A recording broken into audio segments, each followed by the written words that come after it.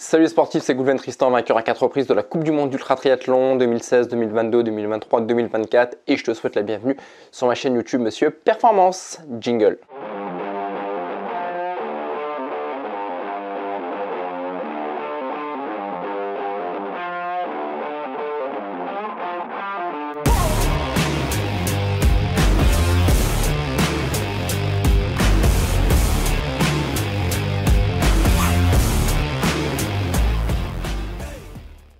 Aujourd'hui, je vais te parler de mes plus grandes victoires lors de ma carrière sportive. Voilà, toutes les épreuves, les étapes que j'ai surmontées dans le sport, toutes celles et ceux qui m'ont fait grandir, voilà, pour à ton tour peut-être de te donner des idées, t'inspirer. Mais avant de rentrer dans le vif du sujet, si ce n'est pas encore fait, je t'invite à t'abonner à ma chaîne YouTube, à activer la petite cloche, commenter aussi les vidéos que je poste pour qu'on puisse interagir, parce que c'est moi personnellement qui répondrai aux questions. Et aussi, si ce n'est pas encore fait, je t'invite à rejoindre ma communauté Instagram, voilà, qui ne cesse de grandir. Voilà, si tu souhaites suivre mes réels, mes stories, voilà, tout ça ou autre coaching en live sur toute ma préparation physique, mentale en vue de la prochaine Coupe du Monde d'Ultra Triathlon qui va bientôt commencer. Aujourd'hui, voilà, je voulais te faire une vidéo pour revenir justement sur les plus grandes victoires que j'ai obtenues lors de ma carrière sportive. Alors, qui dit victoire ne veut pas dire forcément finir premier. Pour moi, une victoire, c'est des épreuves sportives qui m'ont fait grandir à la fois dans le sport, à la fois dans la vie. Et c'est vraiment là-dessus que j'ai envie de t'amener. La première, alors la plupart des victoires que je vais t'énumérer, il y en a à peu près une petite dizaine. Pour la plupart, j'ai fait de longues vidéos dessus. Donc n'hésite pas, s'il y a un événement sportif qui t'a plu par rapport aux victoires que je vais énoncer, n'hésite pas à regarder sur ma chaîne YouTube. Il y aura sûrement une vidéo beaucoup plus longue, un focus beaucoup plus long justement sur cette course, notamment la première, le marathon, ma première distance marathon que j'ai faite à 13 ans. Donc je l'ai fait une vidéo YouTube l'année dernière là-dessus. Alors comme je le disais, bien entendu, c'est pas un marathon que j'ai fait officiel, parce qu'à 13 ans, on n'a pas l'autorisation de faire un marathon. Normalement, si je dis pas de bêtises, il faut être majeur. Mais j'avais eu l'occasion de faire une distance marathon entre Saint-Pierre-la-Mer et Narbonne. Voilà, mes parents, comme je l'avais expliqué dans la vidéo beaucoup plus longue, n'avaient pas eu les mêmes vacances ensemble. Donc j'étais parti en train avec mon frère et ma mère à Saint-Pierre-la-Mer. Et l'année qui précédait ces vacances, on habitait Narbonne et je voulais justement revoir cette ville et j'avais pas réussi à patienter une semaine que mon père nous rejoigne en voiture pour qu'on puisse aller à Narbonne en voiture. À cette époque-là, je ne savais pas comment prendre les transports en commun, les bus et compagnie. Donc un jour, il faisait beau, j'étais plein d'énergie, plein de motivation et j'étais parti à Narbonne, voilà, pour revoir cette ville en courant. Et j'étais revenu assez tard, en fin d'après-midi, mais ça m'avait pris toute la journée. Mais j'avais réussi à revoir cette ville Narbonne. Alors c'était une grosse victoire pour moi, mais une grosse victoire longtemps après. Parce qu'en fait, à aucun moment, j'ai pris conscience de ce que j'avais réussi à faire. Et du coup, j'ai pas réussi à m'en servir pour la suite. Mais c'est vraiment plus tard, quand je suis arrivé peut-être à l'âge de 20 ans, 25 ans, que j'ai commencé à comprendre le sport, à comprendre la compétition, la discipline, la résilience, sortir de sa zone de confort, que je me suis rappelé de tout ça. Enfin, c'est un événement que j'avais jamais oublié, mais j'avais pas su m'en servir. Et c'est vraiment à cet âge-là, après 20-25 ans, que j'ai vraiment identifié, j'ai pris le temps d'identifier exactement ce que j'avais fait, les qualités qu'il m'avait fallu pour pouvoir le faire et pour m'en servir dans mon renouveau sportif. Donc ça, c'est la première. La deuxième chose, là on fait un grand bond. Comme je te le disais, il s'est passé de nombreuses années entre ce marathon que j'ai fait à 13 ans, où on devait être on devait être en 1993 ou 1994, quelque chose comme ça. Et là, on passe directement en 2009. 2009, UTMB, 2011, Tour des Géants. Donc ça, c'est les deux plus grosses échéances, deux plus grosses compétitions que j'ai fait en ultra trail. Pareil, qui m'ont fait énormément grandir.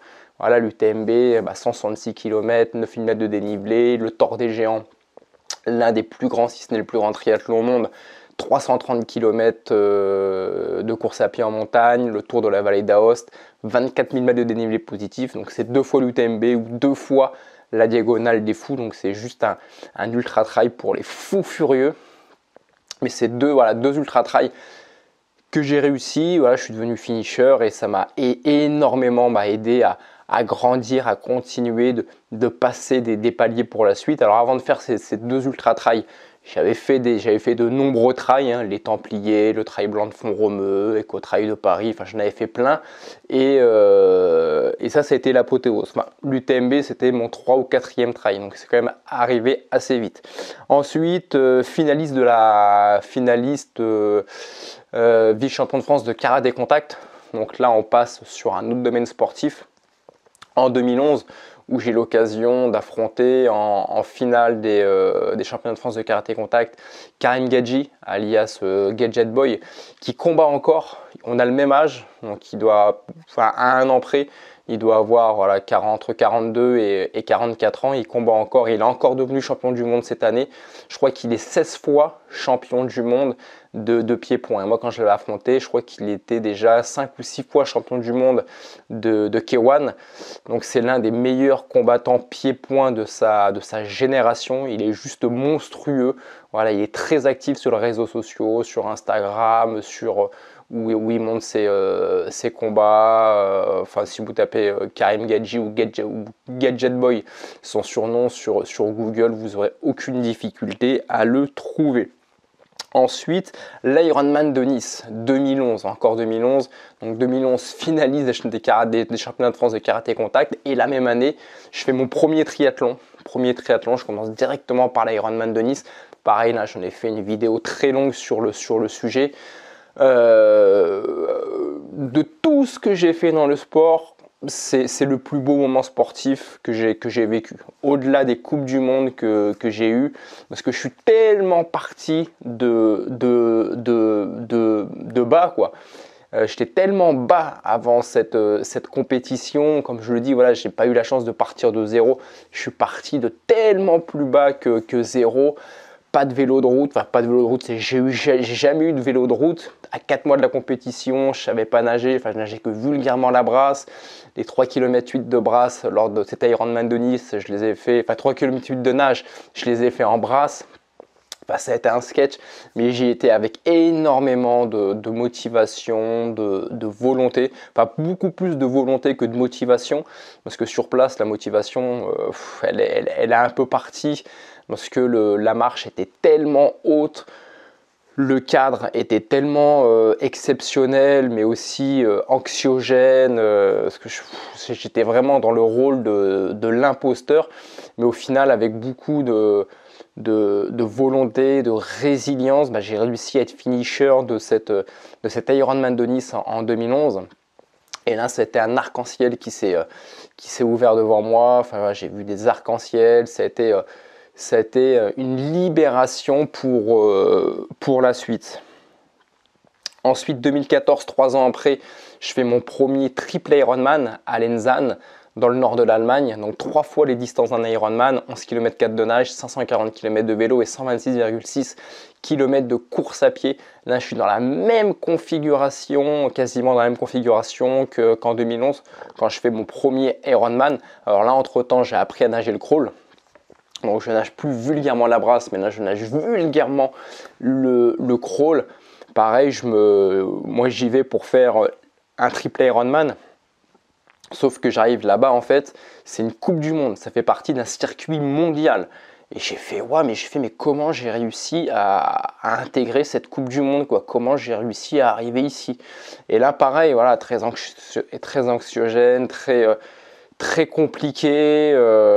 Toute ma motivation, je reste très motivé, mais la marche, elle est tellement haute que ça en devient très compliqué. Et au final, on est une cinquantaine au départ. Je dois finir 25-30e. Je fais ça en 50 heures. Je suis finisher. Le chrono, je m'en fous complètement, mais c'est un chrono qui est loin d'être dégueulasse. On avait 57 heures pour faire ce triple Ironman. Et pareil, ça c'est une marche, c'est une étape qui m'a permis par la suite, comme en 2011, de tomber énormément de croyances limitantes et de continuer. Voilà, à chaque fois j'ai osé. J'avais pas forcément tous les ingrédients, que ce soit pour faire l'Ironman de Nice ou le triple Ironman de Lenzane ou d'autres compétitions que j'avais faites avant ou que j'ai faites par la suite. Mais j'ai fait tant pis, on y va. Voilà, on y va. Je vais faire une préparation. Je vais faire ce que je peux faire. Je vais donner le meilleur de moi-même et on verra bien sur place. Voilà, mais je sais qu'avec beaucoup de volonté, on peut faire de grandes choses. Et si je suis échec, je suis échec. Mais au moins, j'aurais vu pourquoi j'étais échec. En tout cas, là, c'était une réussite. Et ça m'a permis justement de continuer de faire de grandes choses par la suite et de continuer de rêver grand. Ensuite, pareil, toujours 2014, grosse année, je fais l'ascension du Mont Blanc en solitaire. Moi, j'habite en région parisienne. Je vais très rarement à la montagne. J'avais jamais fait d'alpiniste. Et là, je dis voilà, je m'étais suffisamment documenté. J'avais suffisamment entendu parler de cette ascension. J'avais suffisamment vu de reportages et tout. Et maintenant, j'ai dit c'est bon, moi j'ai envie d'y aller. J'avais pas envie de prendre de guide parce que j'avais envie d'apprendre par moi-même. Voilà, c'est pas forcément quelque chose que je conseille. C'est à vous de le définir ça, mais moi ce que je vous conseillerais c'est de prendre un guide, je veux dire ne pas prendre de risque, mais de prendre un guide, surtout que la montagne, notamment le Mont Blanc, c'est de plus en plus dangereux par rapport au réchauffement climatique, et même sans ce réchauffement climatique, il y a toujours un très gros risque, surtout comme moi quand on ne connaît absolument pas la montagne. J'ai pris ce risque, j'ai été tout seul, j'ai réussi. C'était énormément bénéfique, voilà, parce que cette ascension m'a été très compliquée de ne pas savoir comment faire, de ne pas savoir, je suis parti dans l'inconnu total, mais au final j'ai réussi et ça a été une expérience qui a juste été fantastique. Pareil, il y a une vidéo là-dessus sur ma chaîne YouTube. 2016, mon premier x20 Ironman. En format 1 Ironman par jour pendant 20 jours. Donc je termine, je suis finisher, on était à peu près 9-10 au départ, je finis 3e. J'étais même 2e jusqu'à 5 Ironman de la fin, mais je me chope une grosse tendinite et je perds énormément de temps par la suite et je perds la 2e place. Mais bon, ça c'est juste un détail. Donc je termine ce x20 Ironman et à l'issue de ce x20 Ironman, en plus, je décroche ma première Coupe du monde d'ultra triathlon. Donc voilà, 2 grosses émotions, finisher d'un x20 Ironman, un Ironman par jour pendant 20 jours. Et à la suite de ça, première Coupe du monde la même année aussi, je fais la traversée de la Manche à la nage. Ou en tout cas, je tente la traversée de la Manche à la nage. Là, un premier échec. De toutes ces victoires dont je suis en train de parler qui m'ont permis de grandir, il y a eu un échec. Voilà, ça a été la traversée de la Manche à la nage. Alors ça n'a pas été un échec comme j'aurais voulu qu'il arrive, voilà, quitte à ce que ce soit un échec, autant que ce soit constructif. Là, il n'y a eu aucune construction dans cet échec, puisque, entre guillemets, je me suis fait niquer par l'équipage, le bateau qui était avec moi lors de cette traversée. Parce qu'il faut savoir que la traversée, donc elle est autorisée uniquement d'Angleterre en France. C'est très encadré par des bateaux, par une organisation, comme j'ai dit dans la vidéo que j'ai faite, beaucoup plus longue, organisation très mafieuse. Voilà, il y a un gros business derrière tout ça. Et en fait, c'est à peu près 40 km la traversée de la Manche. Et au 20e kilomètre, ils m'ont arrêté. Alors que j'étais bien entre guillemets, parce qu'ils ont estimé que je nageais pas assez vite. Et eux derrière, ils avaient d'autres clients, d'autres nageurs, et ça aurait pu justement empêcher ou annuler un ou deux autres nageurs par rapport à mon temps qui aurait peut-être pris 10 ou 15 heures de plus que le temps prévu, plus les intempéries qu'il aurait pu avoir. Enfin, c'est très compliqué. Voilà, c'est très compliqué. Faut savoir qu'on peut s'inscrire, aller sur place. Moi, j'ai attendu une semaine Quand vous allez là-bas, vous avez un créneau entre 4 et 6-7 jours. Et c'est là-bas où un jour ils vous appellent. Et moi, ils m'ont appelé le dernier jour. Je crois que c'est le 6e jour où ils m'ont appelé pour me dire, j'avais reçu un SMS, c'était le matin, au réveil vers 5-6 heures du matin. Ce soir, traversée de la Manche à départ à 23 heures. Voilà, mais c'est très très compliqué cette traversée de la Manche. L'encadrement est très très spécial. Et là où ça m'a pas appris grand chose, c'est que moi je souhaitais continuer. Malgré que j'avais déjà conscience que je nageais pas très bien, mais encore une fois, je savais que j'aurais été au bout. Voilà. Mais le capitaine du bateau en a décidé autrement. Donc énorme frustration. Ce que je retiens justement de cette victoire, de cette traversée de la Manche, c'est que je l'ai fait en 2016, mais depuis 2013-2014, je voulais faire déjà cette traversée de la Manche à la nage, sauf que je nageais pas suffisamment bien. Et tous les ans, je remettais ça. Et en 2016, j'en ai eu marre. Enfin, 2015, j'ai commencé à m'inscrire en 2015. J'en ai eu marre d'attendre, de me dire ce niveau en natation qu'il faudrait que j'ai pour faire la traversée de la Manche, je l'aurai peut-être jamais. Donc maintenant, je m'inscris et j'y vais. Et je verrai bien. Voilà, bon, malheureusement, ça n'a pas forcément plu à l'équipage. Donc, ce que j'ai pu en apprendre, c'est que la prochaine fois, voilà, je ferai en sorte de m'investir beaucoup plus en natation pour avoir un meilleur niveau et surtout nager plus vite et que ça puisse passer. Voilà, c'est prévu que je refasse normalement cette traversée et rien officiellement en 2026, donc l'année prochaine, mais en format enduroman à travers l'un des triathlons ou le triathlon le plus dur au monde, l'Arc to Arc, avec un départ à l'Arche de Londres et l'arrivée au niveau de l'Arc de Triomphe et avec bien sûr la traversée de la Manche à la nage. Ensuite, qu'est-ce que j'ai noté le x20, ma victoire. Donc cette fois-ci, c'est une victoire au x20 Ironman l'année dernière, en 2023, où on était 14-15 athlètes et je finis premier. Donc là, ça a x20 en continu, c'est-à-dire c'est toutes les distances d'un coup. Donc 76 km de nage, 3600 km de vélo, et 844 km de course à pied. Donc ça a été une belle victoire pas en Italie, non, en Suisse. En Suisse, donc ça, très belle victoire.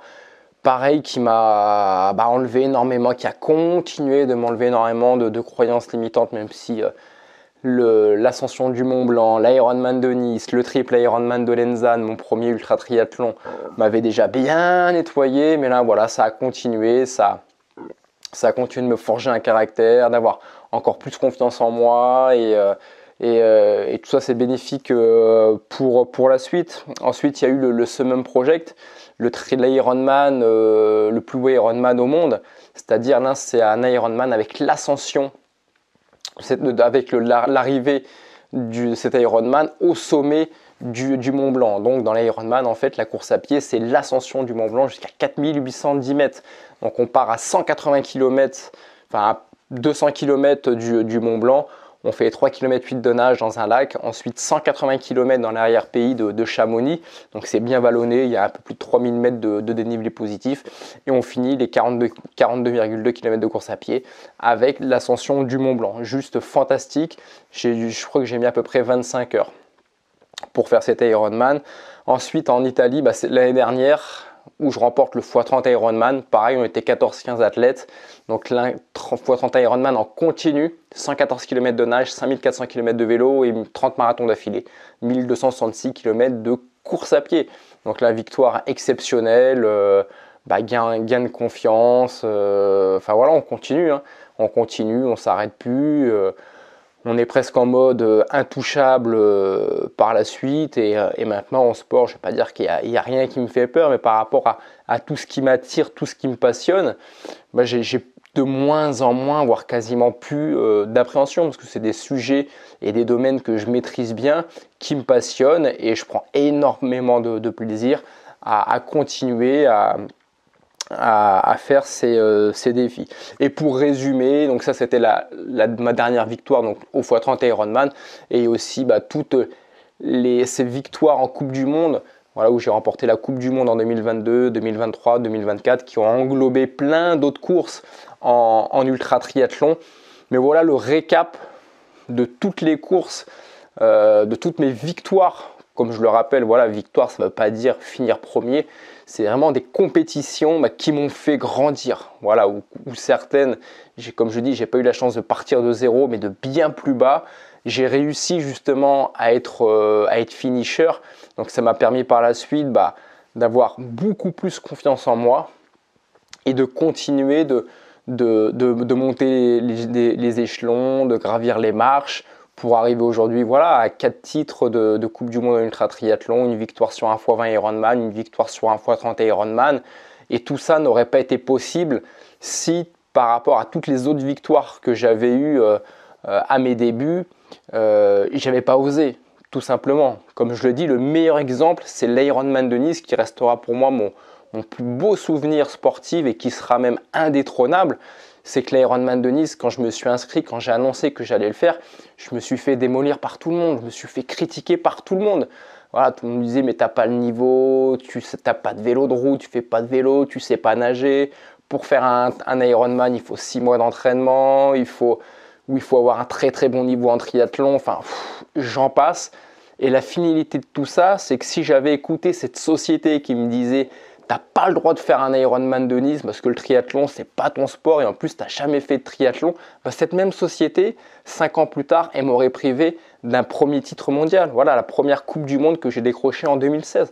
Donc n'écoutez pas les autres, si vous avez un projet quel qu'il soit, que ce soit un 5 km, un 10, un 20, 30, trail, ultra trail, triathlon, ultra triathlon, des combats de boxe ou je ne sais quoi dans votre discipline sportive, allez-y.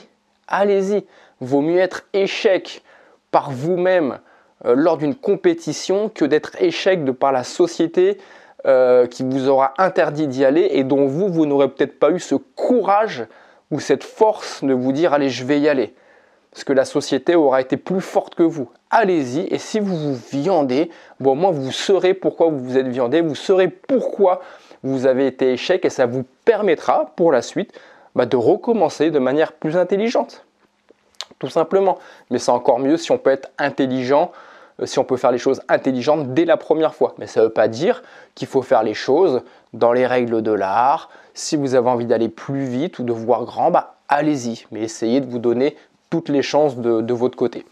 Voilà, j'espère que cette vidéo vous aura plu. N'hésitez pas à mettre des commentaires, c'est moi personnellement qui répondrai à vos messages. N'hésitez pas à me rejoindre sur ma communauté Instagram, voilà, pour suivre mes stories, toute ma préparation physique, mentale en vue de la prochaine Coupe du Monde d'ultra triathlon. Et moi, je vous dis à votre succès. Bye bye.